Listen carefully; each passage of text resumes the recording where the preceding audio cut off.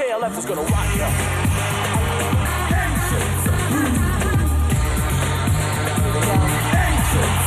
KLF is gonna rock ya. KLF is gonna rock ya.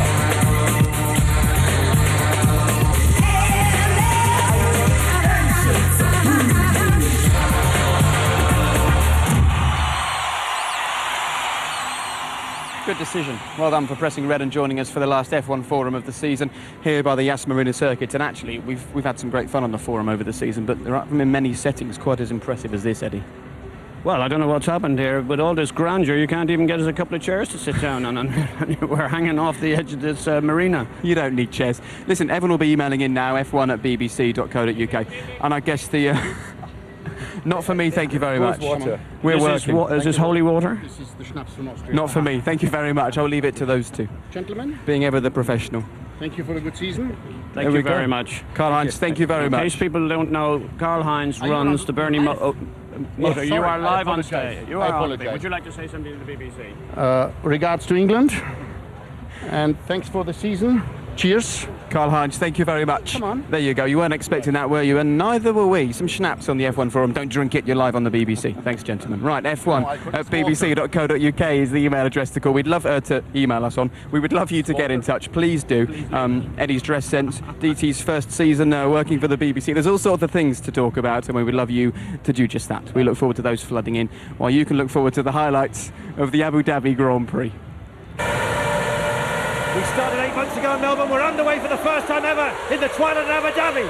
Good start there by Hamilton, streaking clear. It's grid order so far. Hamilton, Vettel, Webber, Barrichello, Button. The first 5 through that corner. Truly maybe losing out just a little bit as Kubica tries, but no, he's held station there. Good start there for Kurz-powered Kimi Räikkönen coming through on the inside. With Kobayashi, he's actually dropped a position, maybe, has he? Barrichello and Webber touched. I don't know if that's done front right wing damage to Barrichello, or it may... Oh, and Hamilton then very steady down at the hairpin indeed. He'll use the Kurz button down the straight, but the Red Bull feels looks like it's got a lot more early grip. And look at the difference in power down there for Lewis Hamilton. Chance here there for Kubica coming through it truly, wheel to wheel as they go down towards the second chicane, turns 8 and 9. Kubica's got to make it stick for BMW. He's 3 or 4 laps lighter on fuel, and Räikkönen coming through up to 12th at the moment. Kubica didn't make it work, but he's got another chance. There's another big stop down into turn 11. Jenson Button having a look on the inside of Barrichello maybe. And at the moment the Red Bull's just struggling through sector 2. There's Kubica and Trulli wheel to wheel again, and Trulli and has to give way then. Doesn't want to repeat what happened with Sutil in Brazil. Now let's see what we can see between Barrichello and Mark Webber, Martin. Yeah, Hamilton gets the perfect start out front. Webber gets squeezed by his teammate, has to get out of it, turns into the corner, but Barrichello's already there. Random pieces of brawn flying through the air, and some contact at the back. Fisichella had a good start, gets caught up against the apex there, on board with Barrichello. So what we're going to see ahead of us then is Vettel squeeze Webber, look up against the wall. Webber turns in from there, unsighted, wouldn't know that Barrichello was there, nearly got spun out. There's Button in the far end of the pit lane. They'll be at the beginning of the pit lane next year as world champions. And here we go. How will Lewis attack this tunnel? Reasonably cautiously. It goes out though into clear air, which is important. So climbs up out of the first and second corners. There's Jenson Button rejoining. Also in clear air. That looks just ahead of Kobayashi. And now this could be interesting. Roll reversal from Brazil. Now Kobayashi, steady, steady, steady. He has to keep him behind. Oh, they're coming together. Almost there as Jenson Button with Kobayashi all over him. Need to get the heat into the tyres. Kobayashi lighter as well. Kobayashi has the tow, has the lighter car now that Jenson's just pitted. Jenson will have to go defensive on him, which he's doing. Pushes Kobayashi to the outside for the tight chicane at the end. He'll have to stay on the brakes and just edge the young Japanese out, but Jenson's gone too deep. Didn't work. He braked too late. He had to play the dare game there. I'll brake just after you decide to brake. Mark Webber out of this pit lane. Actually got a multi-storey car park almost.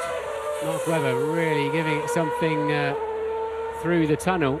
And where then is Lewis Hamilton?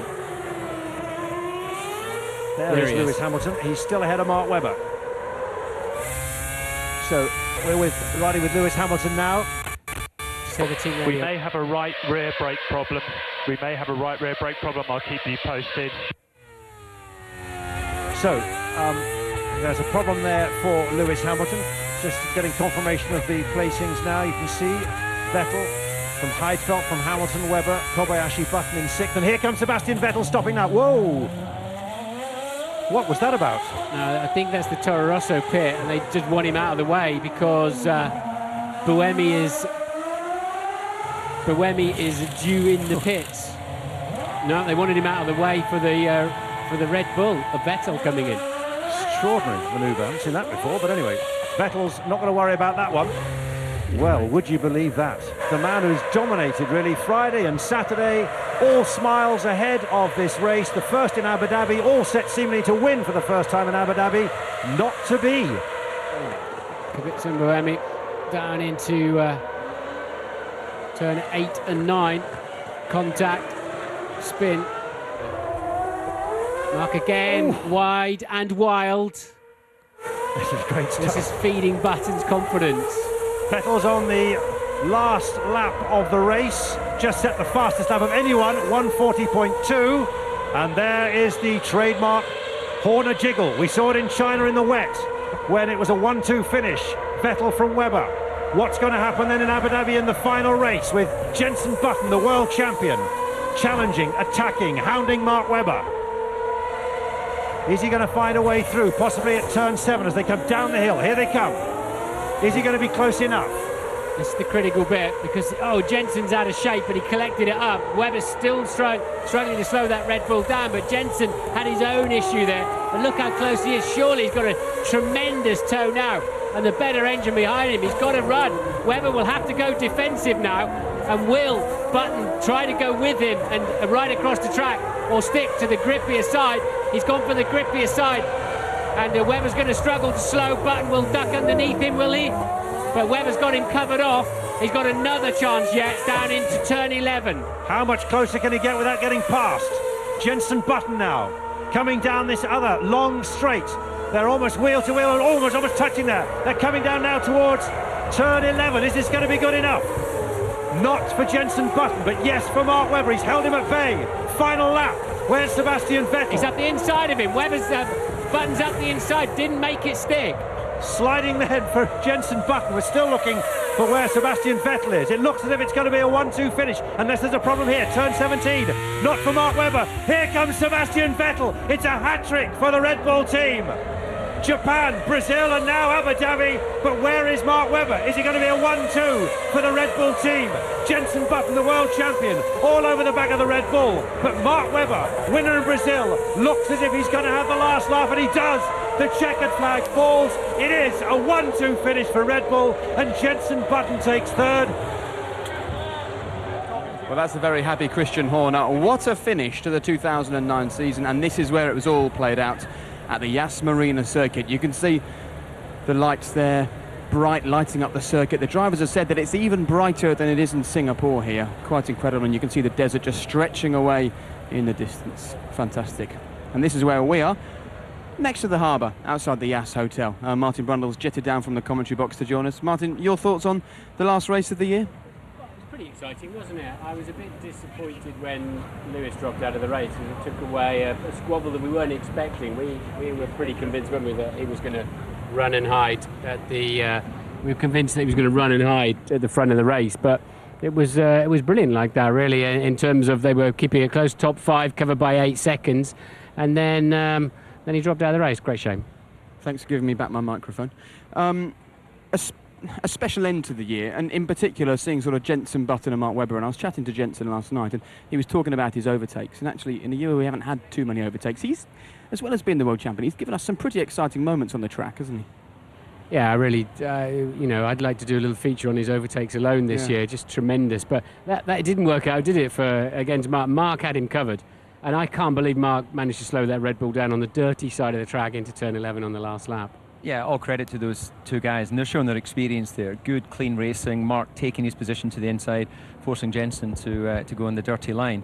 So I think that was pretty impressive stuff, and I totally agree with Martin that Jensen, he may not have had the best second half of the year in terms of qualifying, but his racing this year has been really world class. And anyone who wanted to question earlier in the year whether he had everything that deserved to be the world champion, then just needs to watch the replay of his passing. And the other person we need to pay credit to, really, Mark Webber, has been sensational. He did a brilliant job today. I thought he was outstanding last race, and when he got his first win with a pit penalty in a drive-through, for me they were the turning points in the season. I think he's emerged as a big star, and it's crazy. Who'd have thought Barrichello and Webber were going to be really strong in this championship? Now, I've promised people we're going to zip through a few emails today, so let's just get a few out of the way so far. These are the first 3 that have come in, so thank you very much. David from Edinburgh, how do you guys feel about the Jensen-Lewis lineup in McLaren? Surely the two would be clashing immensely over who is number 1. Martin first. Yeah, that would be difficult to handle. I don't think it would be quite as difficult as they had with Alonso and Hamilton, frankly. I think Jensen's an easier going character than Fernando Alonso in that respect, but on the track it would be pretty fiery. It'd be a dream team, wouldn't it? David? I think you should start doing those questions in the accent of the country they come from. So that would just offend people. Not too many Irish questions there, I can say. But we should let you do the Edinburgh accent. From my point of view, I think it would be absolutely enthralling, but it won't happen. Okay, well, Asif has emailed in to ask what is delaying Raikkonen announcing where he'll be in 2010. I think it's because a deal isn't done. What I believe the situation is, if he doesn't drive next year, then Ferrari are still obliged, obviously, to pay his contract in full. If he does drive somewhere else, then there'll be some sort of payoff from Ferrari, but it'll be significantly less. And I guess it's a numbers game and also an opportunity game. He wants to win races, so the only place that you would feel comfortable that could happen is at McLaren. Okay, Aaron, thank you very much for this one. Another one that's just dropped into the inbox. With Hamilton and Button winning the last 2 championships, Aaron wants to know, are there any signs of new young British drivers coming through? I mean, you're probably very good on this, Eddie. You used to find young drivers. David, you as well. We were talking about GP2 and the feeder series. Is there a hotbed of young British talent out there, guys? Well, I think that at any given time there is always a number of young drivers coming up through, and what lies ahead of them is a real perilous journey where it's arriving in the right car, the right team at exactly the right time to just be given that opportunity. So I've seen a number of good talent not make it just because it was a year where there wasn't many drivers moving out of Formula One.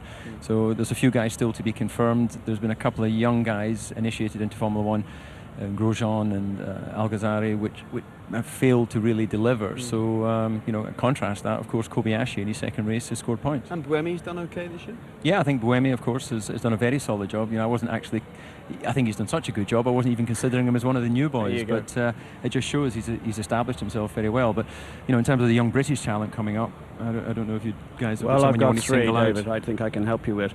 I went to see a race last weekend in Hockenheim DTM, and Gary Paffett, he has been ignored in many respects, but he is a super talent. And if it was my call with Lewis Hamilton there, I would not just give up without Gary Paffett having a shout at the McLaren drive. That's the first thing. The second thing is, don't forget Adam Carroll. He is a big star and could get a drive. And of course our own Anthony Davidson. I mean, if we could get him a shot at it, of course we would miss him in our BBC group as such, but we would love to see him at Lotus if we can get him. So that's my bit of tip. Yeah, I helped Gary out a lot and managed his career for a few years, desperately trying to get him into McLaren. Didn't quite work, unfortunately, but he is a star. I don't see a great wave of young drivers coming through at the moment, but I think the sponsors should really get behind Alex Brundle, my son. I think he's looking very strong for the future. Funny you should say that.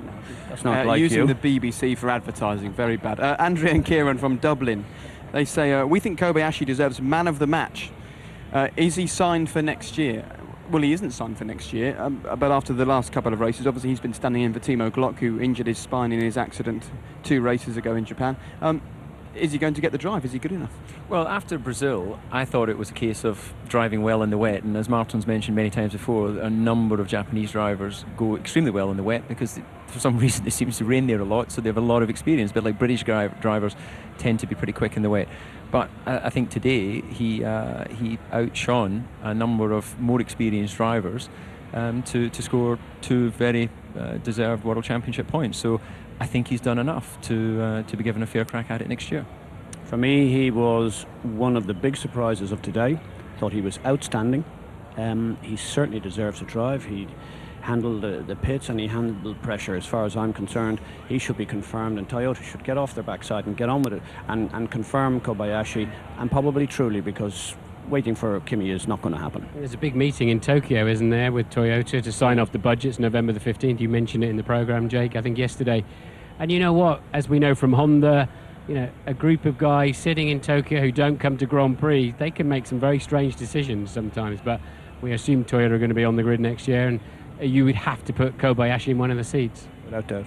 Yeah, and you have to look at the money that they've spent in their quest to try and have Grand Prix success, and they haven't achieved it. So, you know, surely they have to look in the mirror and say, right, well, if we keep doing the same thing, keep making the same decisions, if they are made from Tokyo, as Martin suggests, then you'll get the same results. You have to change something if you want a change in the result. Okay, well, Kamui made up a load of places on the grid. He started and then moved up 6 places to finish 6th. Let's hear from him. Kamui, congratulations. Your second Formula One race, you finished 6th. You had a great move past the new world champion. No wonder you're smiling. Yeah, I'm not smiling. I was quite serious because I have to overtake. Otherwise, I have not good pace later. You know, because my strategy was, in that like that. So as you see, one stop. So if I don't overtake, I cannot gain gap. So it was quite difficult. But I mean, definitely it was good move, and we did quite good race. And performance was really good. I want to say really thank you very much to Toyota.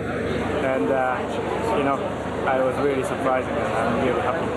If you're making your own advert for Formula One for 2010, I think you've made a pretty good one. How important are these races for you to show what you can do for next season? I mean, almost 99%, because this is real racing in the Brazil was including wet conditions, so it was really difficult to see and difficult to walk with the car.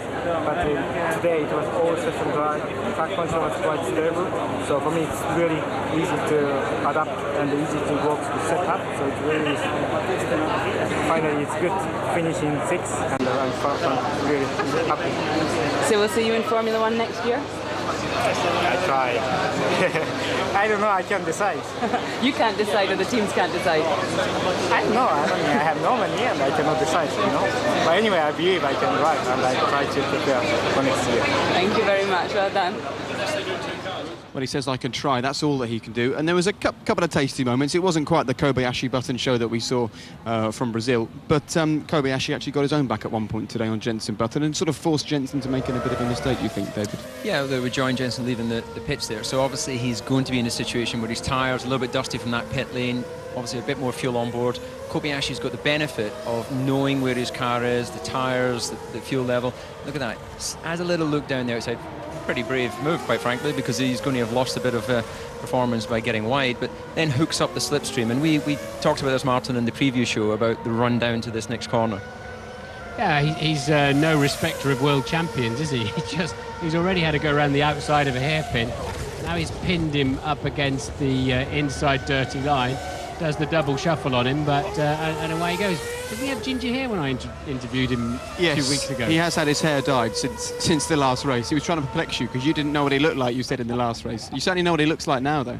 That's a fact. Yeah. We all will next year. Don't you worry about that if he can get himself together. Won't we? OK, well, from one man looking to get into Formula One to a man who's actually won the Formula One world title, Damon Hill is here with us. Damon, wander over and say hello. Well, we spoke to you on Saturday, even before qualifying. We've now had qualifying, we've had the race. How would you rate this place after this weekend?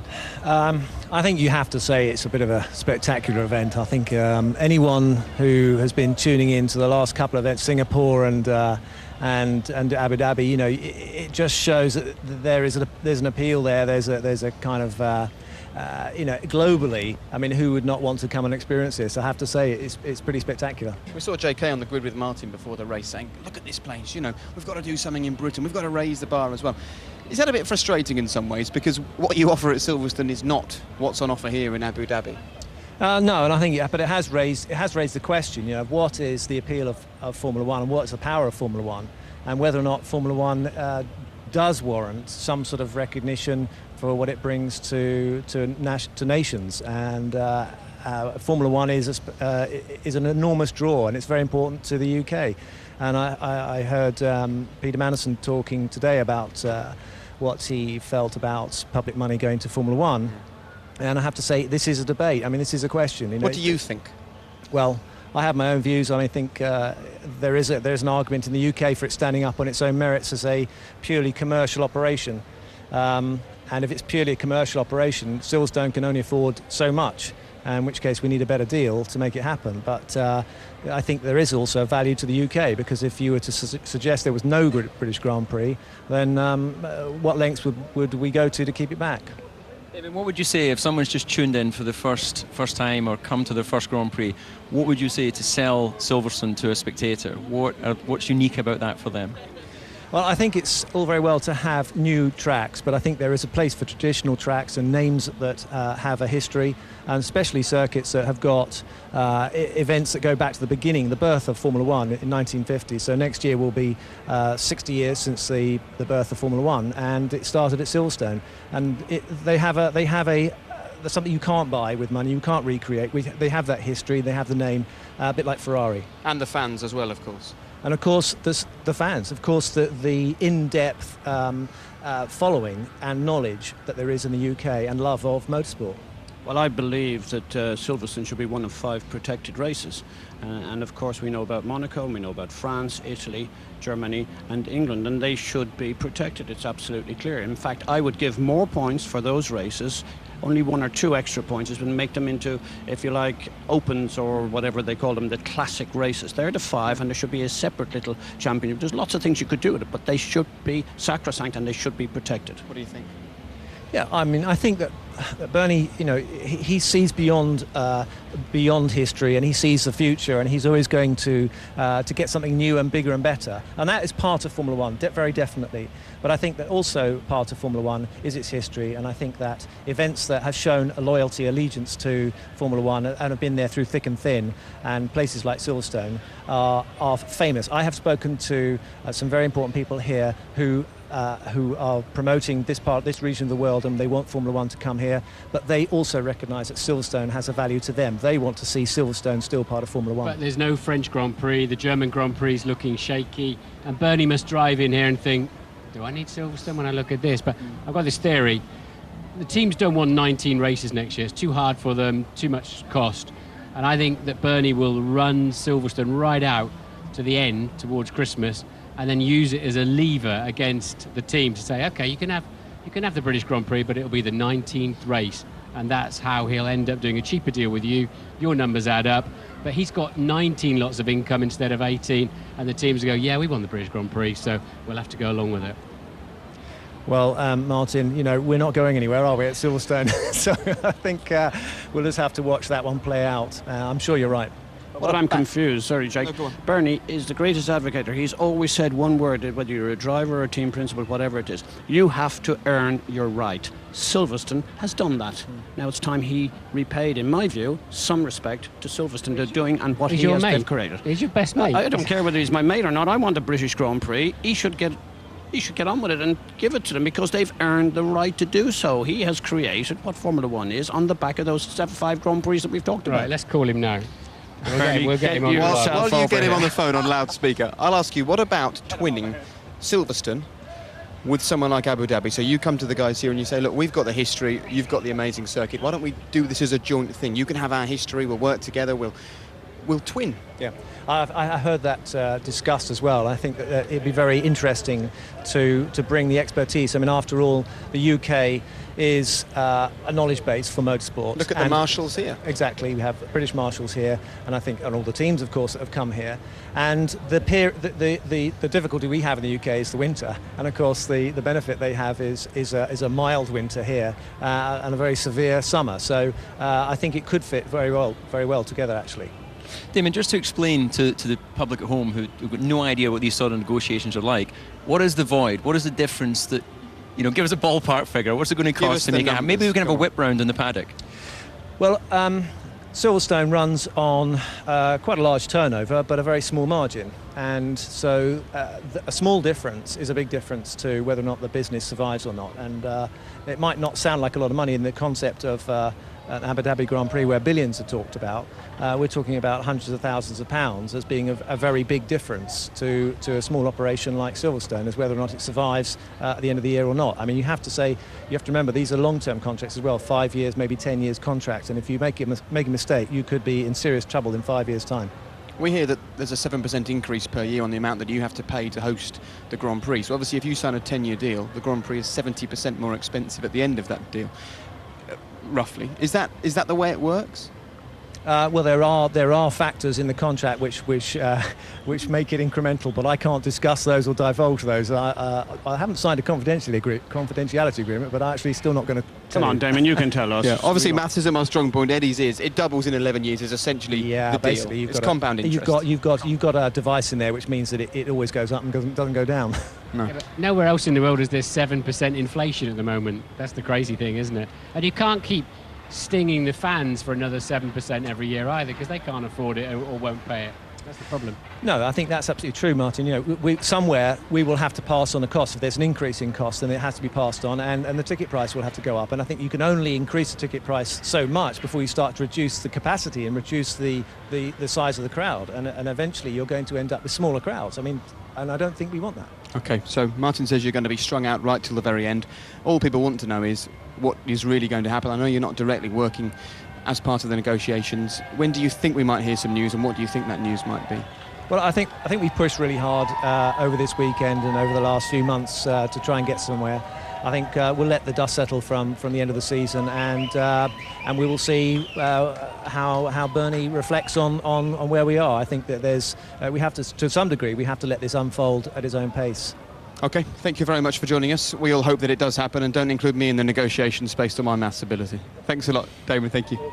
Great to see you. Right, let's get back to this weekend's race and the end of this particular season, 2010, and Silverstone will have to wait for another day. And let's just run through the start of the race. And everybody got away cleanly, and a great start from Lewis Hamilton as expected, David. Yeah, he made a great start from that extreme right side of the grid. I thought that'd be a little bit dirty, but he really obviously got RPM and clutch working quite well. There was a little bit of contact back.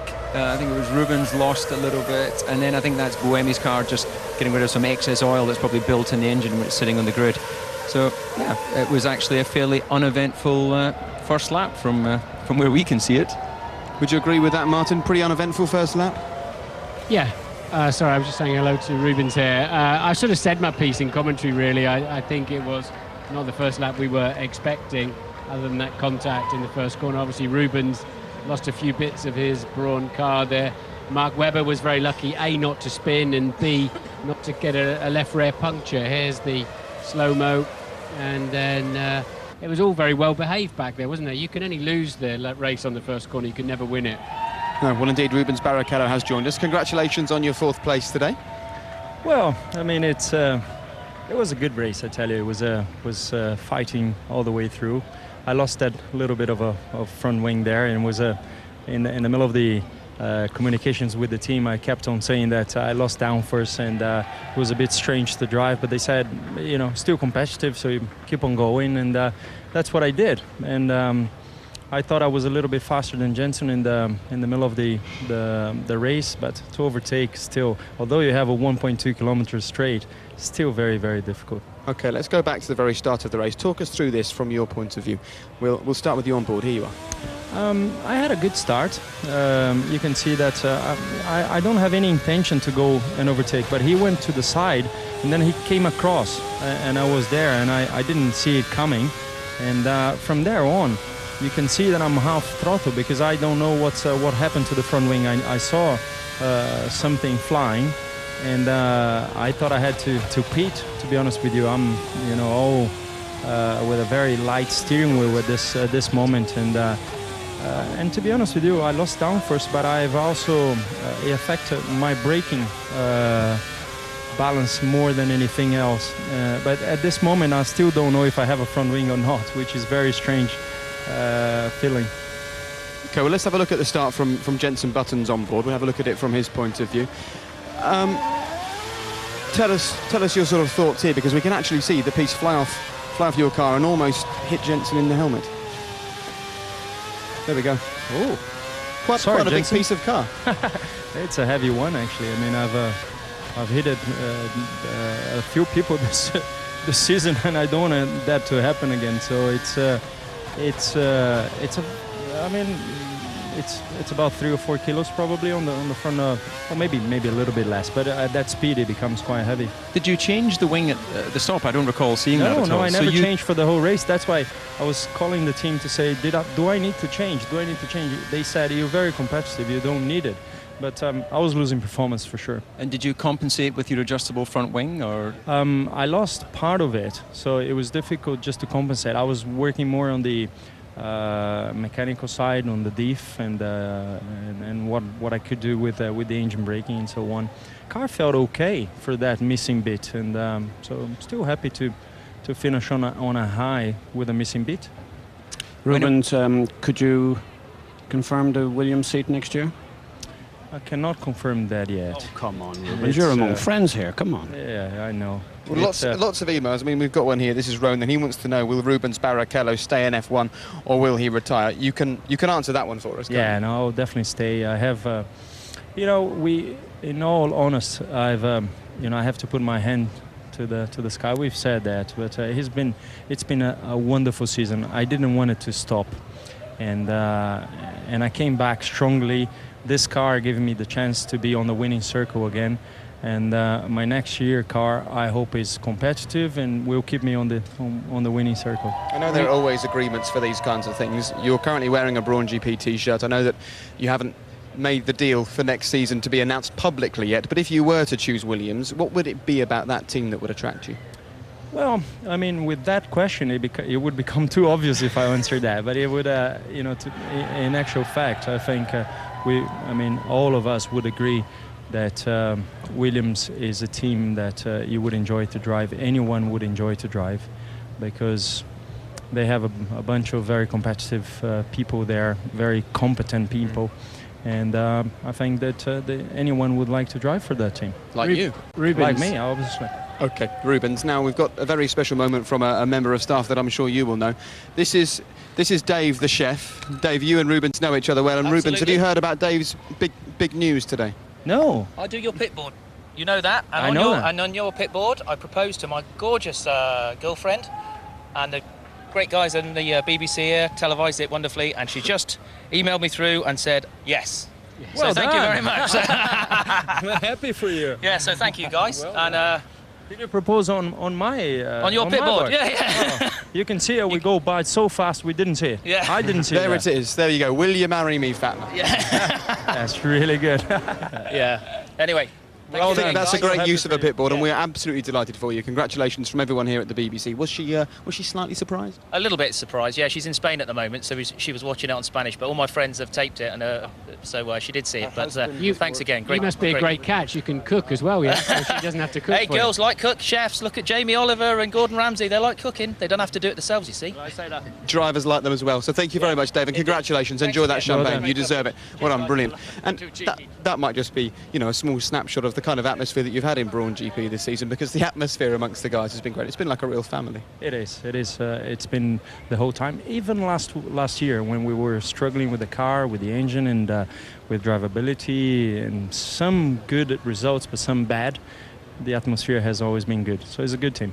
Rubens, it's 13 years since we were teammates driving for this gangster here. How the hell do you find I was waiting for those nice the compliments. energy and the motivation to keep looking forward and being excited about the following year? It's extraordinary. It's a funny question. I don't know where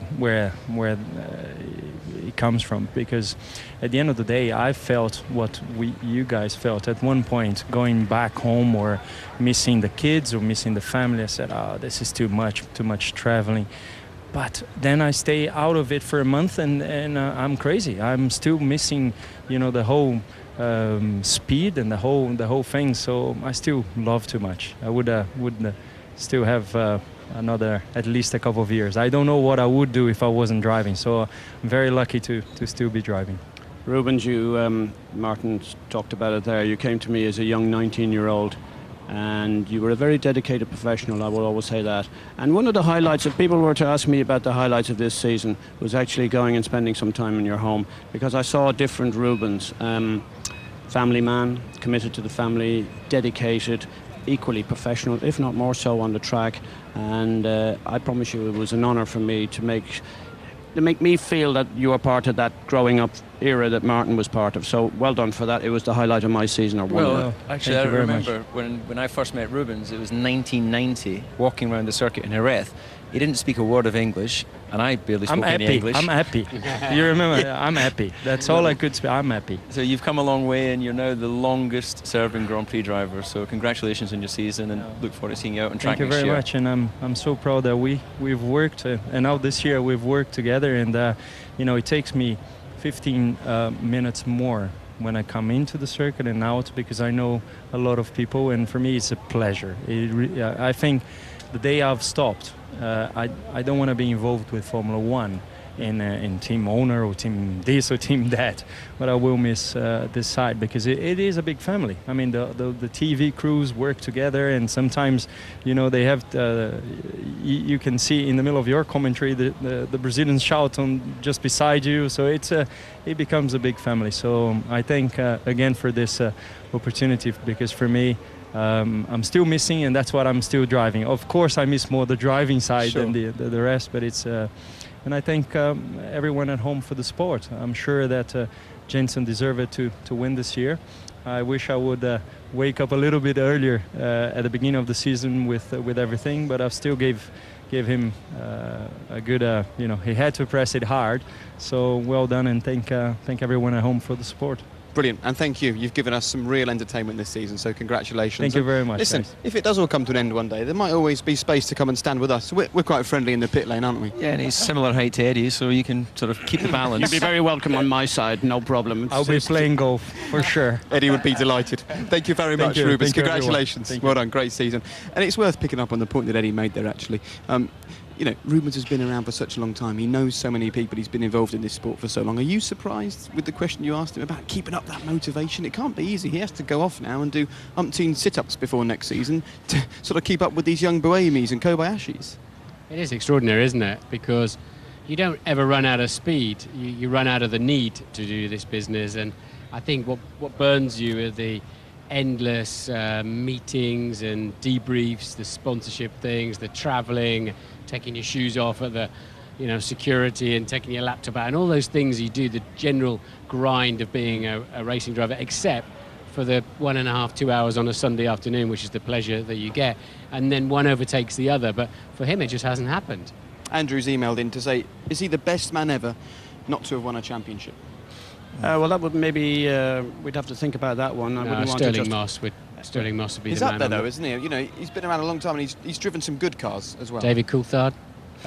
He wasn't bad. Martin Brundle. We could just reel them off all day, couldn't we? Yeah, the thing is, it's very difficult to compare different eras, because the challenge and demand was so much different. But if you put it into sort of 10-year segments, then arguably he is. But you have to give him credit for one thing, despite not being a world champion. I promise you, Jenson Button owes him a big favour, because there's very few people who can set up a car as easy to drive as he can. He's got a very good technical feel. He's had it from the beginning, Martin. You know that as a teammate. And he's grown in stature in that area, and there's nothing like having a teammate that can actually steer you in the right direction.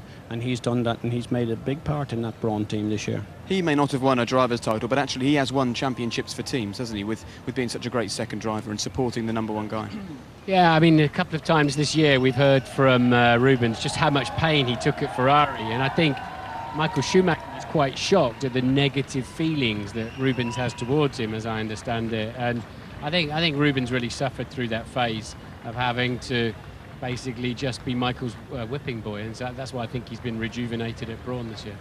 Yeah, whipping boy is a bit of a... He wouldn't appreciate that, but he's out of earshot now. But I think that in any great team, you have to have two number ones. It usually ends in tears. We've seen that over the years with Prost and Senna, or Alonso and Hamilton in his first year. But I think you need to have the second driver who's capable of delivering when the main driver has an issue, and of course pushing the main driver to achieve the excellence that he has. And what we've seen. The likes of McLaren this year, it's been very difficult to see that with Heikki. He's got flashes of speed, but he hasn't been pushing Lewis hard enough during the course of the year. So I think that in the case of Rubens, he's had the speed to be there supporting Michael, beating him on occasion, and then likewise this year was Jenson. Well, the last lap of the last race of last season was pretty spectacular. This year couldn't quite match it, Martin, but it was pretty special as both Button and Webber were flying around there. Jensen trying so hard to nick through, wasn't he? Yeah, he has. I really thought if Jensen got that close, he'd get the job done, but Mark Webber placed his car beautifully and really outsmarted Jensen. And this is approaching the last lap, and Mark's getting a little bit edgy on the throttle pedal, a little bit too keen, and that's just feeding Jensen with confidence and getting ever closer. And there's the pressure going on the pit wall for Christian Horner, who wants his third 1-2 of the year for Red Bull. And as they go over the line, I think it was 0.6 of a second. Turn 1 was pretty even. And then as they get down the bottom of the hill, I think Jensen actually gets a little bit out of shape. And Mark's struggling to slow the car down, as we know. And look, Jensen just, the back end steps out. He's got his rear wheel against the curb, which is a problem. And now he gets so close in the hairpin that he's going to pick up the toe. And it's then a big decision down the back straight as to where you're going to try and place the opposition. Mark Webber moves over to the middle and forces Jensen quite clearly then down the outside. Jensen's now on the grippy side, but Mark just won't give him any space to turn in. He closes off, and let's see what Jensen Button thinks of the rest of this now. Well, it was very close, as you can see, but it was so much fun. It really was. It's disappointing not to get past Mark. I'm not one for normally letting moves go, but it was a lot of fun, very, very close, and it looks so good with the sparks coming off, doesn't it?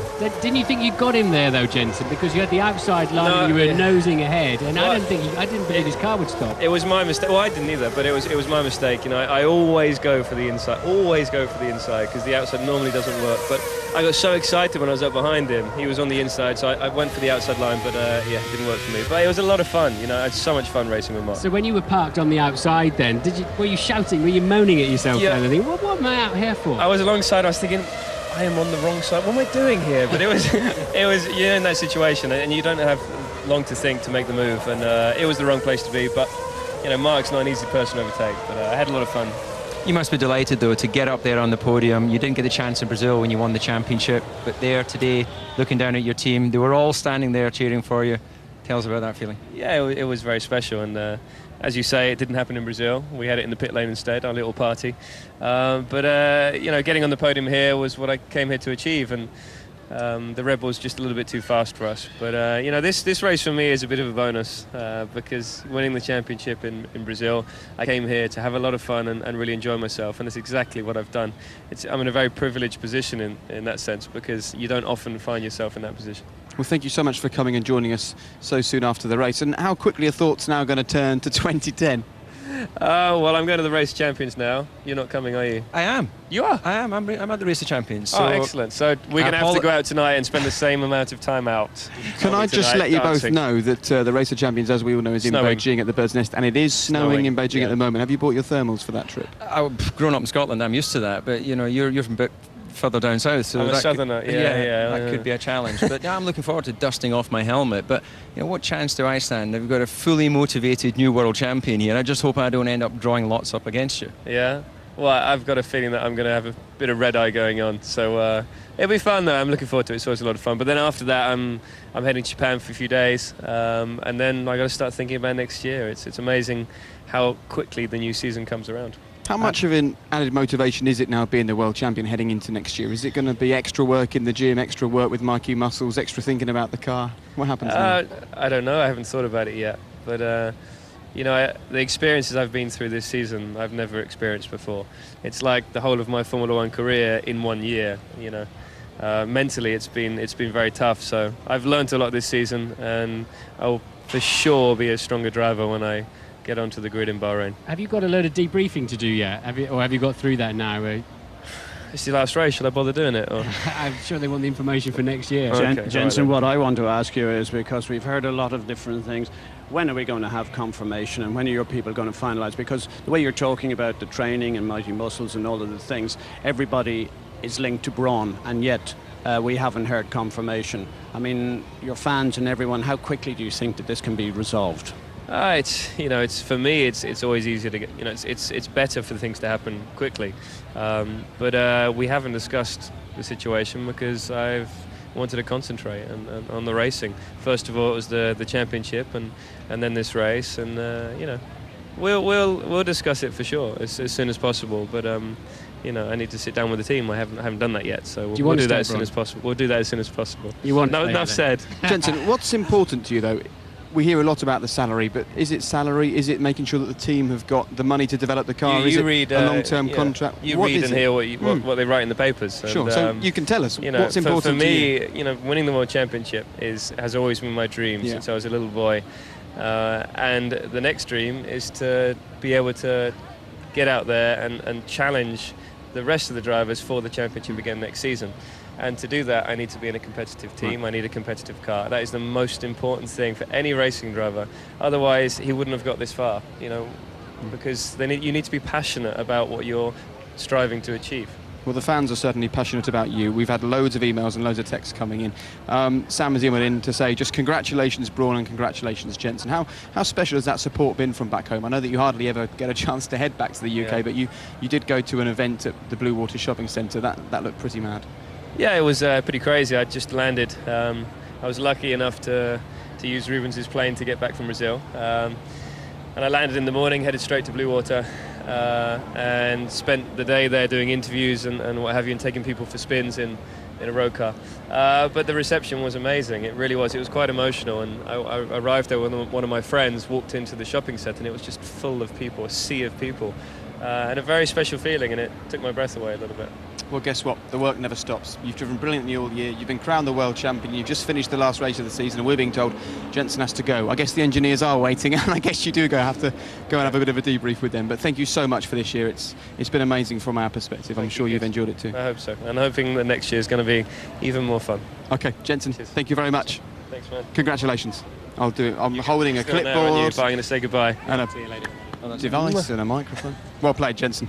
Thank you very much. Happy guy, and so he should be. But what about the race winner today? I'm pretty sure he's a pretty happy guy as well. Sebastian Vettel. Sebastian, congratulations. You heard on the radio, Kate's 30 sisters finished the season in style, I think.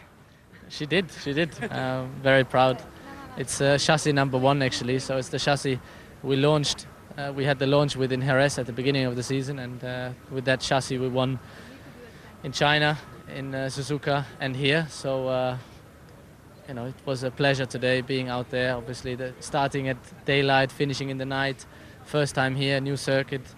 Incredible what they did. And the circuit is pretty challenging. You know, you have a couple of corners following each other, and it's quite easy to lose the rhythm and to do a mistake and lose lap time. So you know, every time you have to remain focused. Even though I was in the lead, I still, you know, said to myself, okay, stay focused. And you know, obviously after Lewis had to retire, unfortunately, I think up to that point we had a quite interesting battle.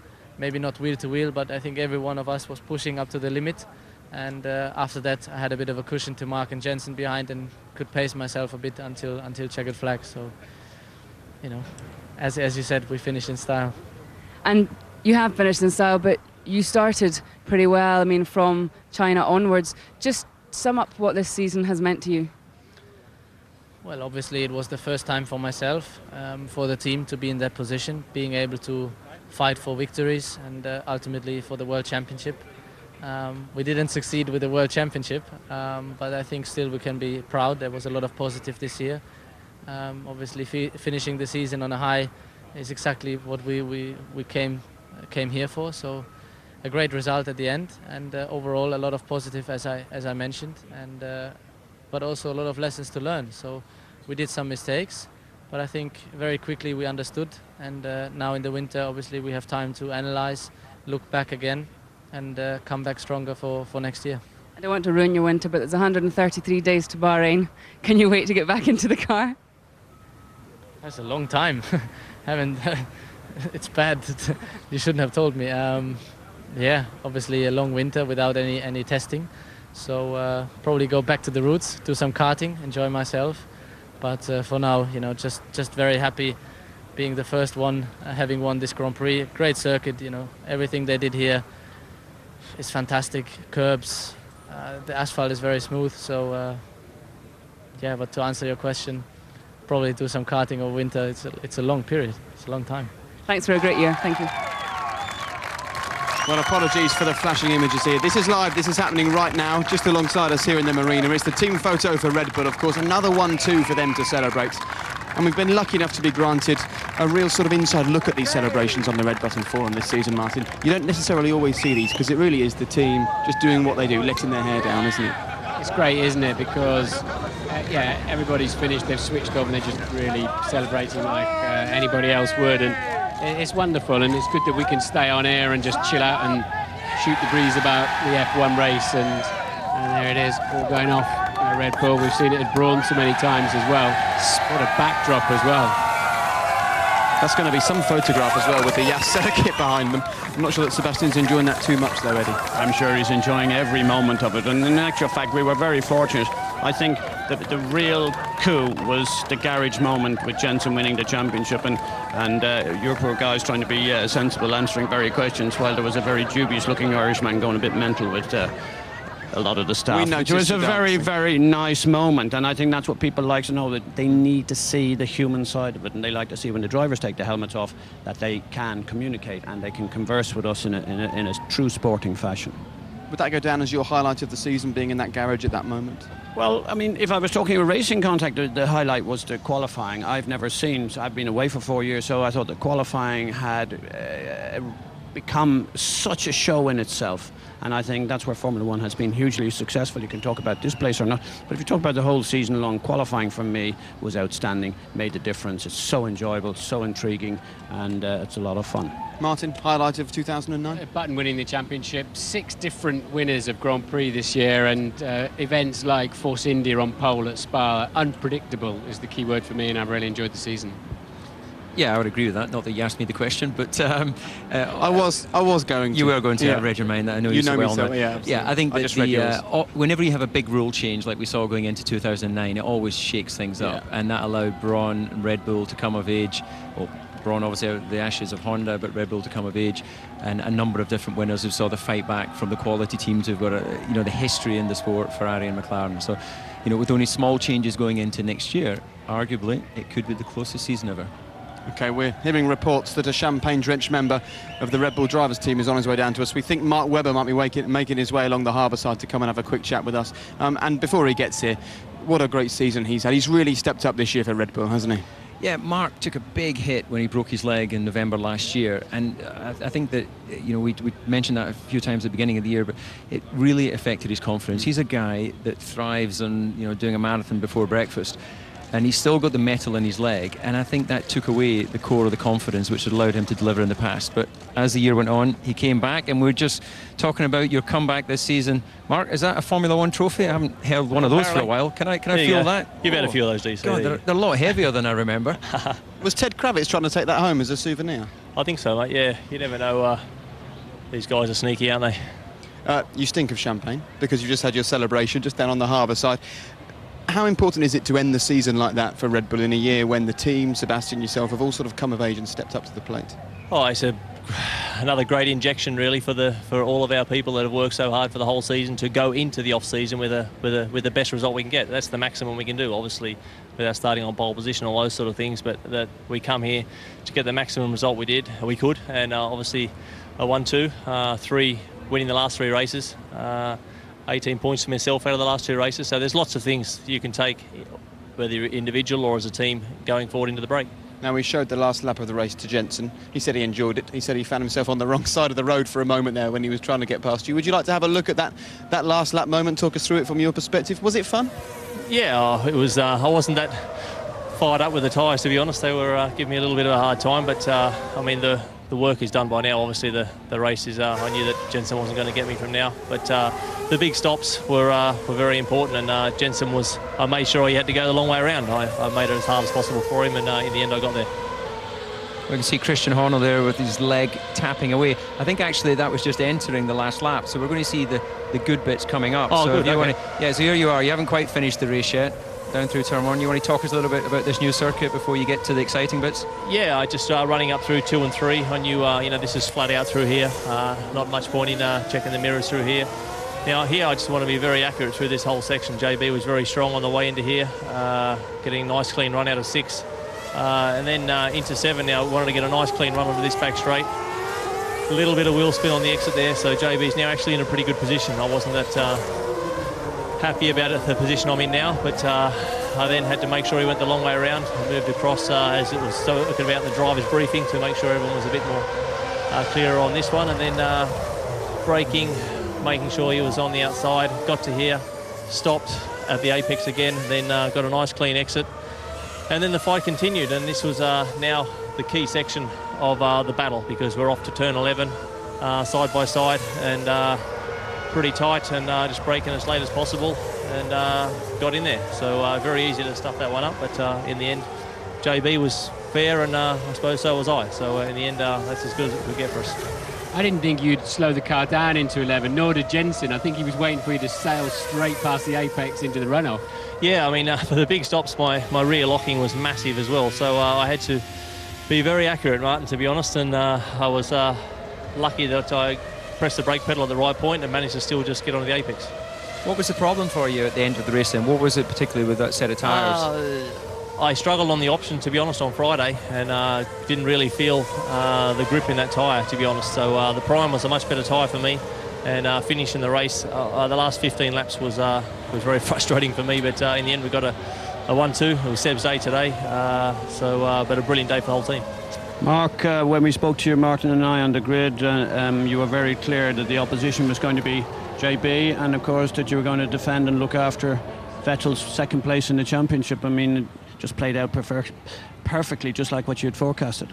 Yeah, that's right. I was expecting a bit of contact with Rubens probably at some stage, and I got it straight away in turn 1. So had a few contacts with Rubens this year, and we managed to get out of turn 1 cleanly, and then middle part of the race I was expecting it to be just pretty straightforward all the way to the end, but the option tyre obviously spiced a few things up for me in particular at the end, and yeah, obviously Seb, as I say, concealed second in the championship, and it was another good result for me to finish the year off. Mark, when we did the interview in January back at the health club, I didn't say anything at the time, but I was truly shocked at your condition.